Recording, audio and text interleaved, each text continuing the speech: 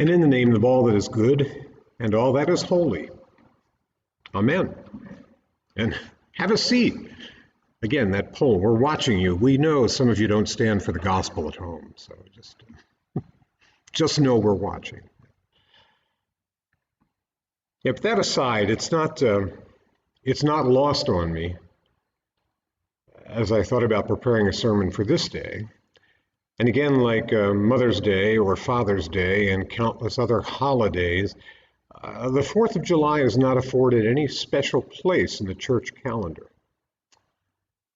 Nor does it deserve one, I am bold enough to say, since as I like to remind us from time to time that if we are who we say we are, and if we honor the promises we have made in baptism, then our loyalties, our trust, our faith, both belong and reside elsewhere.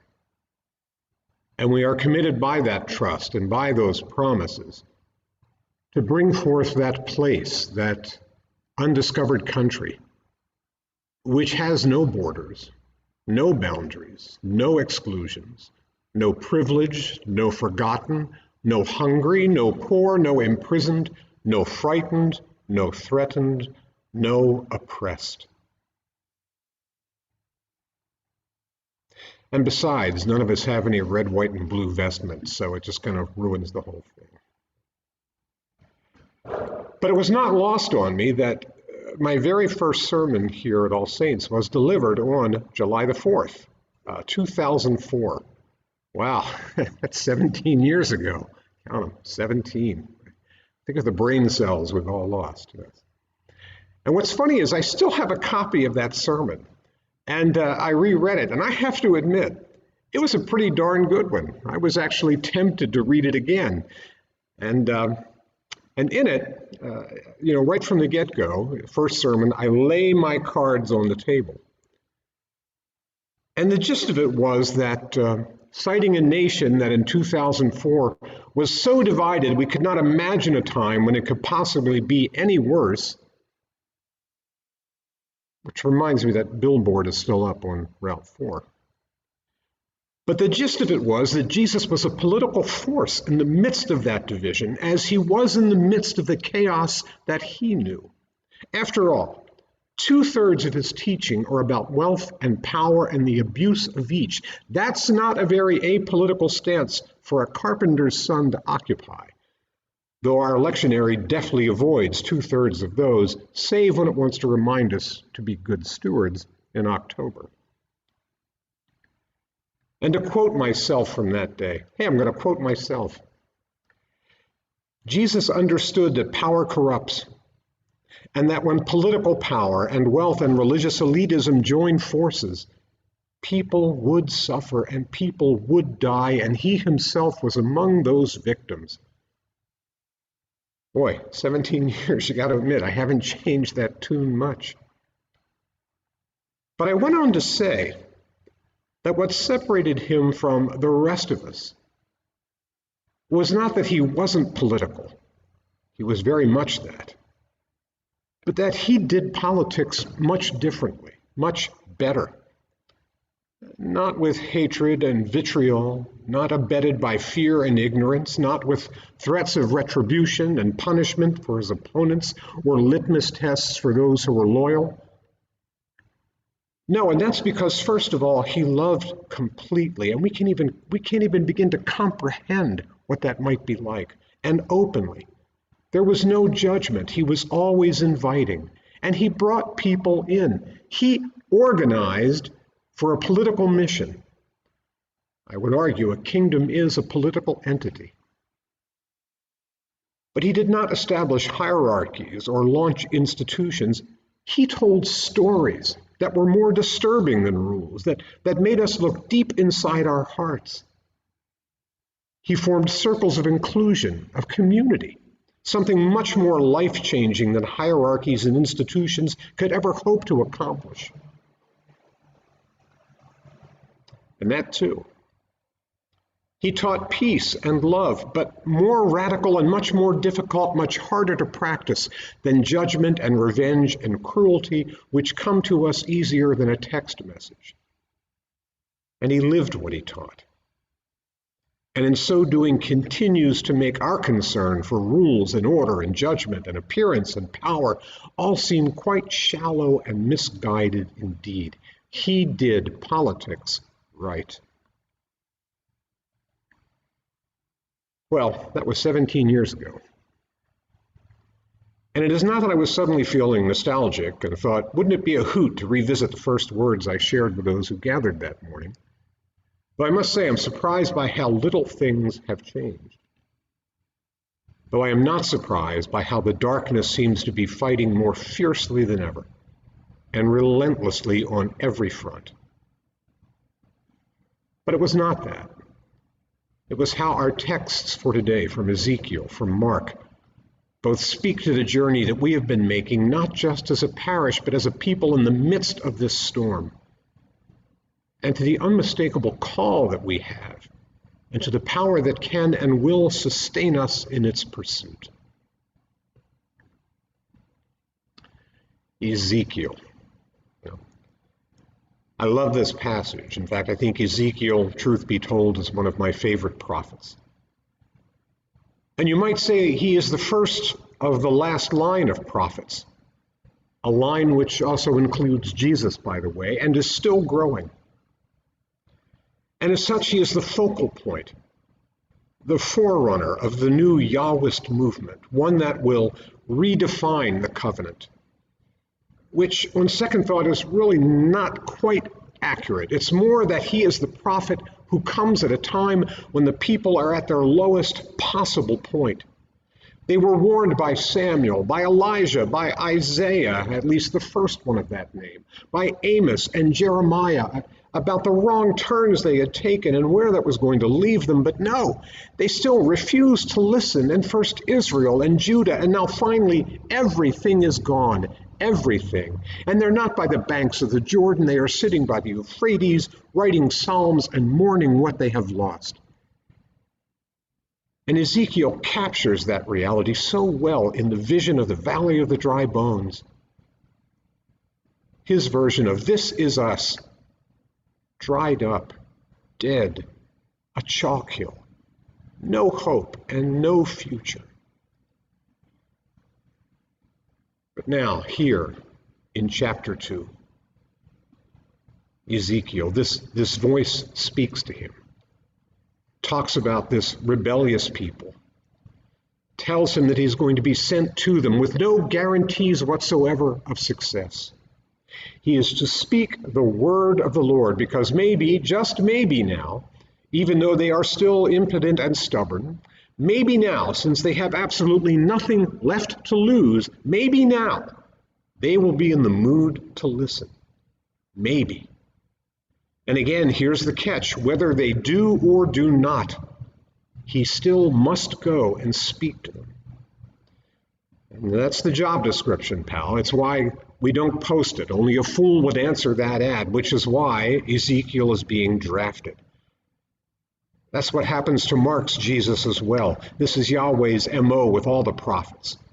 Jesus, did you enjoy that dunking by John? Well, guess what? Now you're working for me. And Ezekiel will go, that fool will go, because in this exchange in chapter 2, he has begun to see glimpses, just a trace, a hint of something new, of a love that he did not know existed. And we will watch that play out now as this book unfolds. But it begins here, born by a breakthrough into his own heart by the Spirit of God. As he says, the Spirit entered into me, and instead of knocking him off his feet, it actually stands him up on them, as the text says. He's ready to move out, with the only reassurance, if you can call it that, being that whether they hear him or refuse to do so, they will at least know that a prophet has been among them.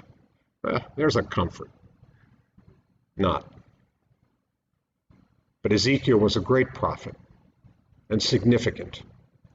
He is one who clearly understands, in the midst of all of this death and destruction and dryness, that God is not the destroyer, not the judge, not the vindicator, but is creator and lover of all, who grieves along with Israel as to what has occurred, who desires life, and as we learned last week from the Book of Wisdom, has nothing to do with death whatsoever. And again, this will slowly play out in this book of this prophet until finally in that valley of dry bones in chapter 38, I think, which is a long way off, a vision for the recreation, not just of a single people, but of a world full of people. A universality of love and respect will be revealed. God's new revolution. Well, new to us, but not new to God. And what we witness through Ezekiel is the ultimate dream of God. And he is to go and tell the people about that, whether they want to hear it or not, whether they want to participate in it or refuse to come around to it. He will go and he will speak no matter what happens. Because the dream will still be the dream, and it will wait patiently if it must. It is not going away. Enter Mark's Jesus, who for those of us who identify as Christian is now the bearer of the dream, the bearer of that word. And by the story Mark tells us, he meets with the same resistance that confronted Ezekiel and prevented that dream from taking root. So much so, as the text says, which Betsy read, he was amazed at their unbelief. And as such, with their lack of faith and trust in his vision and in the direction in which he wanted them to travel with him, as Mark writes, he could do no deed of power there. In other words, things did not happen. He could not breathe life into them the way that life was breathed into Ezekiel's dry bones in that vision. And it strikes me that those bones are a great image for Jesus' neighborhood and his next of kin. But again, the kingdom of God, the culture of God, was not going to take root there. And it's interesting in this story to see what Jesus does in response. Rather than wasting any more of his time trying to persuade them, he is content to move on. He focuses on the other villages, where preconceived notions and expectations and the need to somehow control outcomes and meanings would not inhibit the movement of God's free and playful spirit. And where Ezekiel worked from the center of his culture, with the hope that the vision would eventually move out from that center to include everyone, you might say here Jesus does the opposite.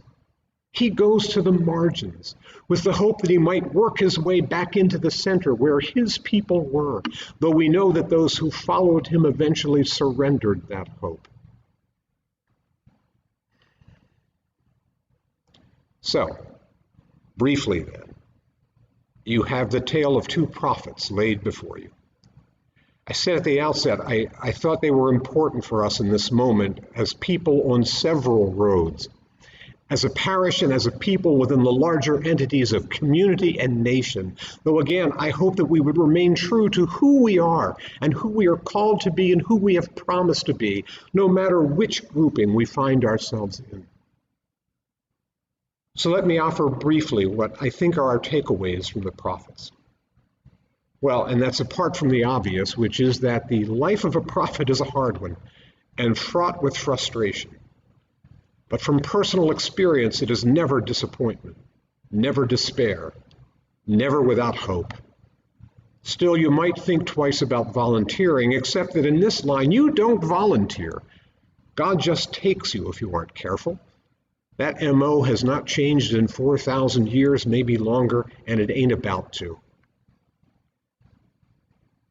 But I think from Ezekiel, what we need to learn is about the inevitability of all of this.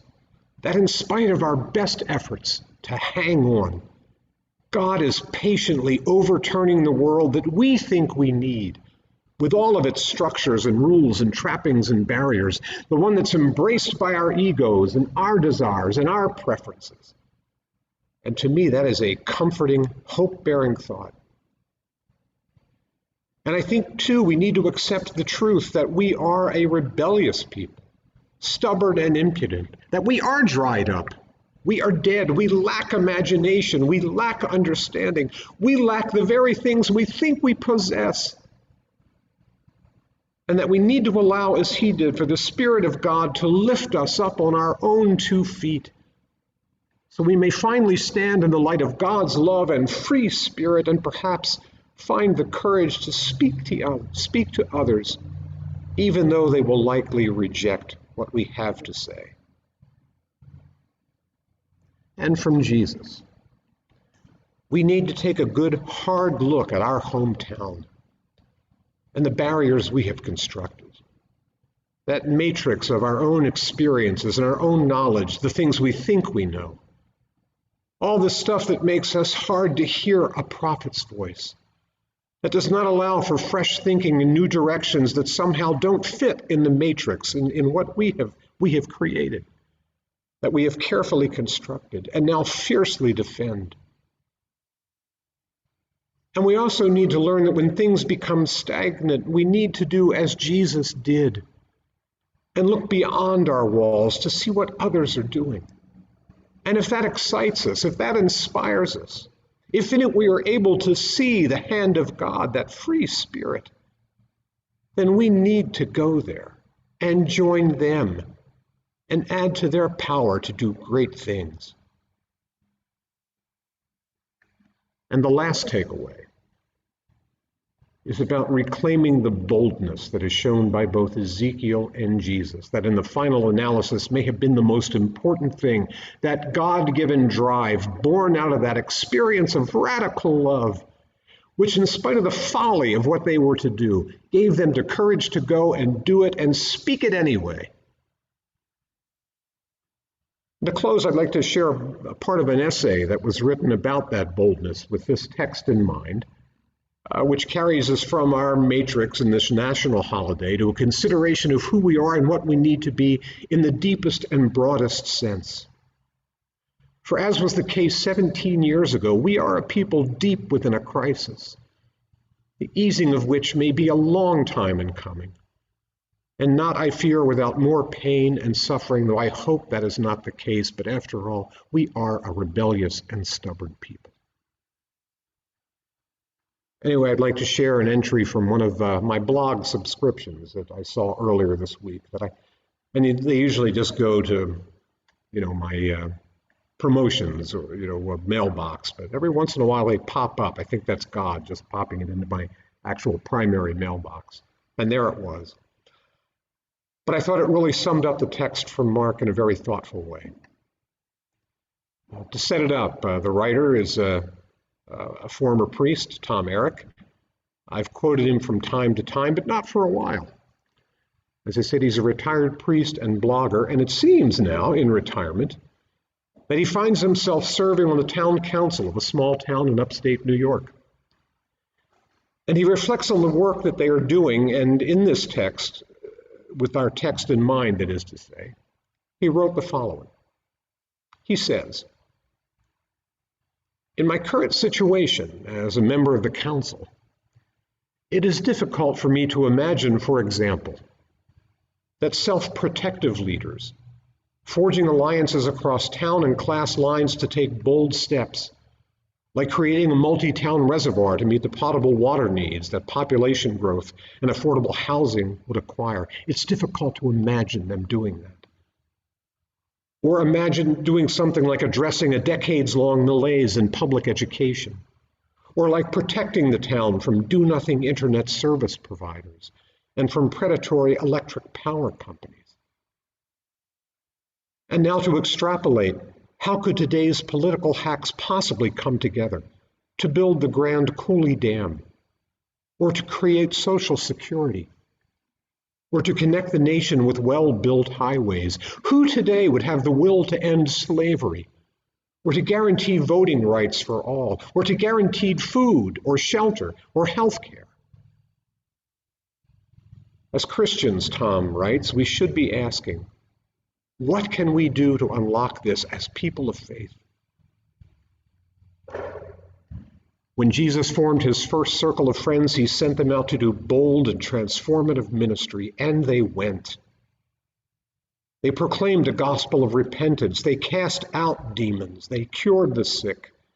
They stood boldly against the forces of darkness that were determined, as always, to enslave and cheat and harm God's people. It just comes to mind here that old organizing song, "Somebody's hurting my sister and it's gone on far too long."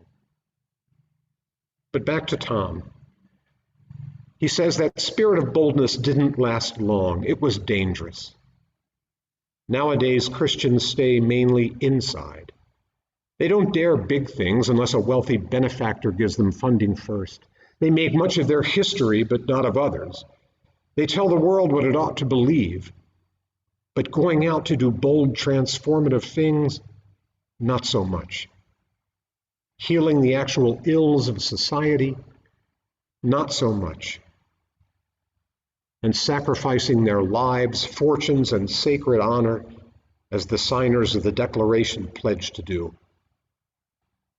not at all. And yet God continues to cry, "Whom shall I send? Who will go for me?" And God listens for the bold to say, "Here I am, send me." So that whether they hear or refuse to hear me, and that likelihood that they will refuse is the reality I accept and will live with, they will still know that there has been a prophet among them. Amen.